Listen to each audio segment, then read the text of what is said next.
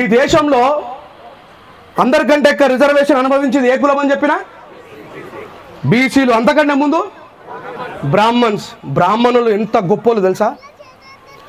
వాడు 4 గంటలకే లేస్తాడు. ఎన్ని గంటలకు లేస్తాడు? ఈ దేశంలో అందరికంటే పెద్ద పెద్ద పదవులలో ఉన్నది ఎవరు? మరి మనోడు 3 గంటలకే లాస్ట్ సీను, ఆయన 4 గంటలకే లేస్తాడు. ఈ దేశాన్ని పరిపాలించే పరిపాలన యంత్రాంగంలో బ్రాహ్మణులు ఉన్నారు. ఈ దేశంలో జ్యుడిషియరీ న్యాయ వ్యవస్థలో బ్రాహ్మణులే ఉన్నారు. వాళ్ళు ఏం చేస్తారంటే 4 గంటలకే లేస్తారు. 4 గంటలకు లేచి ఎవరికైనా చల్లీలతో స్నానం చేయమంటే చేస్తారా మనోళ్ళు? ఆయన మడిగట్టుకోవడం అంటే ఏంది? తడి బట్టలతో చలిని ఎక్కువసేపు జర్నీ చేయడం. దాంతో ఆయన గుడి కంటే ముందే ఉండి ఆయన దేవుణ్ణి స్మరిస్తారు. యాని కానిచ పాపానే జన్మాంతర కృతానిచ తాని వినశాంతి ప్రదక్షిణ పదే పదే పాపోహం పాప కర్మానం పాపాత్మం పాప సంభవాం పాహిమాని కృపాయత దేవ అనేదాం శరణం నాస్తి అంటాడు.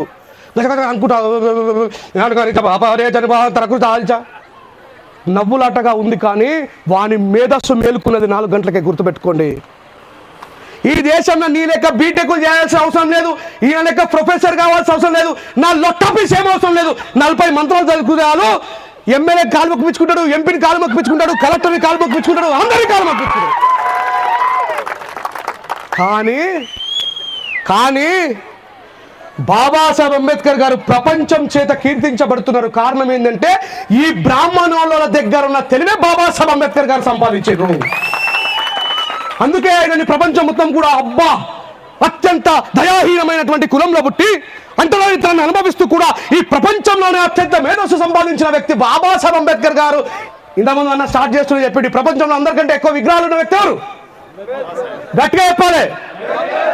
ఇంకో నిజం కూడా చెప్పన్నా, అదే స్థాయిలో ఈ ప్రపంచంలో అందరికంటే ఎక్కువగా విగ్రహాలు ధ్వంసమవుతున్న వ్యక్తి కూడా బాబాసాహెబ్ అంబేద్కరే. ఏం బీగుతలేం మనం. తమిళనాడులో బాబాసాహెబ్ అంబేద్కర్ గారి విగ్రహాన్ని తలకాయ నరికేసిండు ఒకడు. 24 గంటల్లో ఒక పార్టీ వాళ్ళు వారి తలకాయ నరికేసి ఎక్కడ పెట్టిర్రు.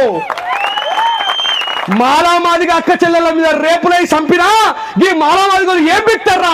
బాగా రోడ్డు మీదకి వచ్చి మొత్తుకుంటారు, ఎమ్మెల్యే గారితోనో ఎవరితోనో మాట్లాడిపిస్తూ నోరు మూసుకొని. ఈ దేశంలో ముస్లింల మీద రేపు జరిగితే ఏమవుతుంది చెప్పండి? ప్రపంచంలోనే అత్యంత జ్ఞానం కలిగిన వ్యక్తి జాతిలో పుట్టిన మనకు 10th class fail, intermediate fail, degree fail, మధ్యనే డ్రాప్ అవుట్. మరి 45 సంవత్సరాలు చదువుకున్నాడు మా బాబాసాహెబ్ అంబేద్కర్ గారు. అయితేనే కదా ఇలా కొలంబియా విశ్వవిద్యాలయంలో, ఆస్ట్రేలియాలో, వేరే వేరే దేశాలలో ఇంత అమోఘమైనటువంటి వ్యక్తి పుట్టిండు అని. బాబాసాహెబ్ అంబేద్కర్ గారి డిసిప్లిన్ మనం నేర్చుకోకపోతే ఎట్లా? మా మీద అవతల దాడి చేసే ప్రయత్నం చేస్తారు. ఎప్పుడు రేంజర్ల రాజేష్ హిందువులను తింటారని. అమ్మ నేను ఏం తిట్టినా రాబోయ్, ఏమన్నా ఉన్నదే చెప్పినా. బాపనోళ్ళు 4 గంటలకు లేస్తారా? లేవరమ్మా. ఎంత తీసుమార్కన్నా నేను 4 మంత్రాలు చదివి కాలు మొక్కించుకోరా? ఇట్లా నేనే అడగాలి. మనోళ్ళు అంటారు ముందు రాగా చెప్తున్నా, నువ్వు ఇది మాట్లాడకన్నా అది. ఇప్పుడు పిండంబులను చేసి పితరుల తలపోసి కాకులకు పెట్టేటి గాడుతారా? పియ్యిదిరే కాకి పితరులు ఎట్లాయరా? విశ్వాభిరామ వినురవేమ అని ఒక రెడ్డి అయిన మన వేమన ప్రశ్నించిండు. ఏమన్నాడు? మనకు వేమన పద్యాలు అనగానే ఏమి వినిపిస్తాయి? వేమన్న పద్యాలు అనగానే మనకు గుర్తొచ్చేటి అందరం చదువుకున్న ఉన్నాగా. ఉప్పు కప్పు రమ్ము నొక్క పోలిక నుండు చూడ రుచుల జాడ వేరు. కానీ అదే ఏమని రాస్తున్నాడు? పిండంబులను చేసి పితరుల తలపోసి కాకులకు పెట్టేటి గాడిదలారా, పియ్యి తినే కాకి పితరు ఎట్లారా? విశ్వదాభిరామ వినురవేమ అన్నాడు. అరే ఈ వీడియోలో చూస్తున్నటువంటి గాడిద కొడుకులకు కూడా చెప్తున్నా, కింద కామెంట్లు పెట్టేటప్పుడు ఒకసారి ఆలోచించురా. ఈ దేశాన్ని నేను ఒక్కనే ప్రశ్నించలేదు.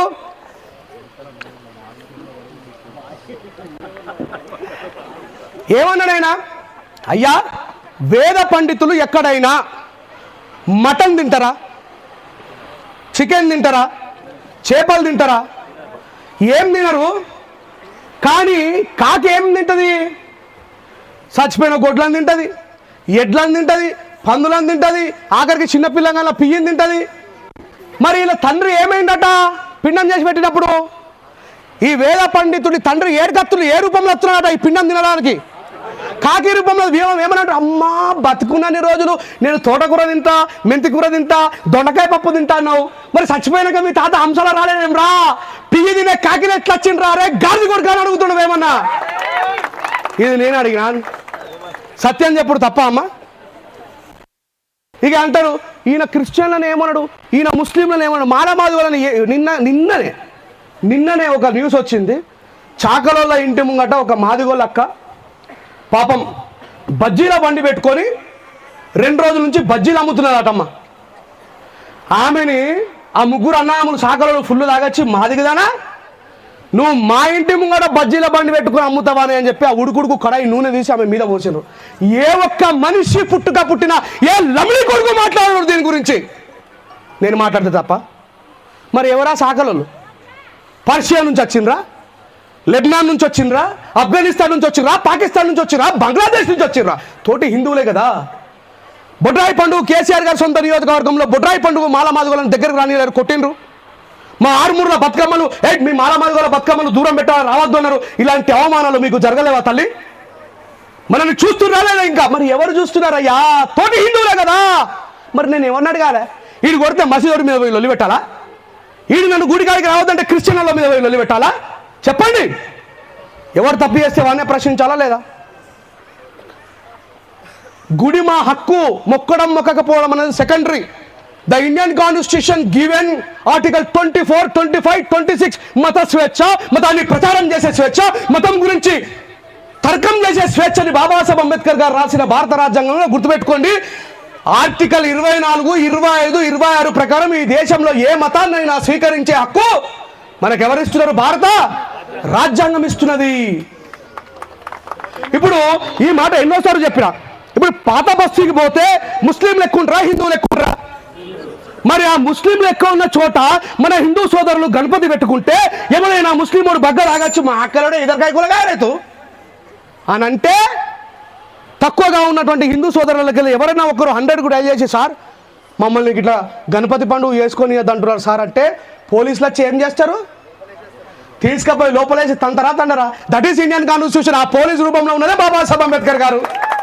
ఇక్కడ అన్ని మతాల వారికి స్వేచ్ఛను ఇచ్చాడండి. అందుకే మనం చేయాల్సిన పని ఏంటంటే, మనల్ని పొద్దున్న లేవగానే ఇక్కడ బాగా మంది ఆలయ కనబడుతున్నట్టు దయగల రాజా గొప్ప దేవుడ మహోన్నతుడ పరిశుద్ధుడు అని మీరు మొక్కండి, నేను వద్దనట్ల. ఈ దేశంలో మీకు స్వేచ్ఛ ఉన్నది. బాపనైనకు పూజ చేసుకునే స్వేచ్ఛ ఉన్నది, మసీదైనకు 5 సార్లు నమాజ్ చేసే స్వేచ్ఛ ఉన్నది, క్రైస్తవులకి ప్రార్థించే స్వేచ్ఛ ఉన్నది. కానీ రాజ్యాంగాన్ని కూడా తెలుసుకోండి. దేన్ని? రాజ్యాంగాన్ని తెలుసుకోండి. మన కళ్ళ ముంగటనే జరిగినటువంటి ఒక యథార్థ సంఘటన మీ ముందు చెప్పాను, ముగిస్తా. ఎన్ఆర్సీ పేరు మీద రోహింగ్యాలు భారతదేశంలో చొరబడి భారతీయ హిందువులని చంపడం కోసమో రకరకాల ఇబ్బందులకు గురి చేయడం కోసమో మన దేశంలో వచ్చిండ్రు. ఈ ఎన్ఆర్సీ పేరు మీద ఈ ముస్లిం వాళ్ళని ఏరి పారేద్దామని చెప్పేసి ఒక అమైన్మెంట్ తీసుకొని వచ్చిర్రు. ఎవరు? మన దేశాన్ని పరిపాలిస్తున్న బీజేపీ గవర్నమెంట్ వాళ్ళు. ఎన్నడైనా ఒక ముస్లిం వాళ్ళు, ఎన్నడైనా మీరు ముస్లిం స్త్రీలు బురకాలు వేసుకొని రోడ్డు మీదకి వచ్చి ధర్నాలు చేయంగా చూసిందా? ముస్లింలు ఎప్పుడైనా బాబాసాహెబ్ అంబేద్కర్ అక్కడక్కడ the people have knowledge about of doctor Babasaheb Ambedkar, వాళ్ళు మాత్రమే బాబాసాహెబ్ అంబేద్కర్ జై భీమ్ అంటారు. అదంటారు. ముస్లింలలో కూడా కొద్దిగా మత ఛాందసవాదులు ఉన్నటువంటి చోట ఏమంటారంటే ఓకే హమ్కో అల్లా ఊపర్ వాళ్ళ బచానే వాళ్ళ అని అంటారు. ఈ ఎన్ఆర్సీ వచ్చిన తర్వాత నా ముస్లిం సోదరీమణులు ఈ దేశంలో మమ్మల్ని వెతగొట్టే ప్రయత్నం చేస్తున్నారు. మతం పేరు మీద ఈ దేశంలో మేము పుట్టినట్టుగా ఆధారాలు కావాలంటున్నారు, మమ్మల్ని సర్టిఫికెట్లు చూపించమంటున్నారు. మా తల్లులందరూ ఇంటికన్నా డెలివరీ అయినరు, మేము ఏడికెళ్ళే ప్రభుత్వం సర్టిఫికెట్ తీసుకొని రావాలా? ఈ దేశంలో పుట్టిన ప్రతి ఒక్కరికి నేషనాలిటీ ఉంటుంది అని బాబాసాహెబ్ అంబేద్కర్ రాసిన భారత రాజ్యాంగంలో ఉంది. ఇగో ఈ అంబేద్కర్ మాకు అండగా ఉండగా ఈ దేశంలో మమ్మల్ని ఎవరు వెళ్ళగొడతారు అని చెప్పి ఢిల్లీ నడి వీధులలో ఎన్నడూ బయటకు రాని ముస్లిం సహోదరిని మనందరూ కూడా ఆ అల్లా మీద కంటే కూడా ఈ దేశాన్ని రాజ్యాంగం రాసిన బాబాసాహెబ్ మీద నమ్మకంతో రక్షింపబడ్డారు. గుర్తుపెట్టుకోండి. మనలు సరే కొన్ని చోట్ల హిందూ సహోదరులు చేసినటువంటి దాడుల వల్ల ఈ దేవుడి దగ్గరికి మమ్మల్ని రాణిస్తలేరు అని చెప్పి ఇంకొక దేవుని వెతుక్కున్నాం. అది తప్పు కూడా కాదు. ఆడిపోయిన తర్వాత మనల్ని ఎట్లా ప్రవర్తిస్తున్నారు? ఇప్పుడు మీరు క్రిస్మస్కి ర్యాలీ చేస్తున్నప్పుడు ఎవడైనా వచ్చి మిమ్మల్ని యేసుప్రభు ఏ దేశంలో పుట్టినరా? గీడెందుకు ఎత్తున్నావు నువ్వు అని అంటే, మరి ఈ దేశం యొక్క రూల్ ప్రకారం నువ్వు వానికి సమాధానం చెప్పాలంటే నీకు రాజ్యాంగం తెలియవద్దా?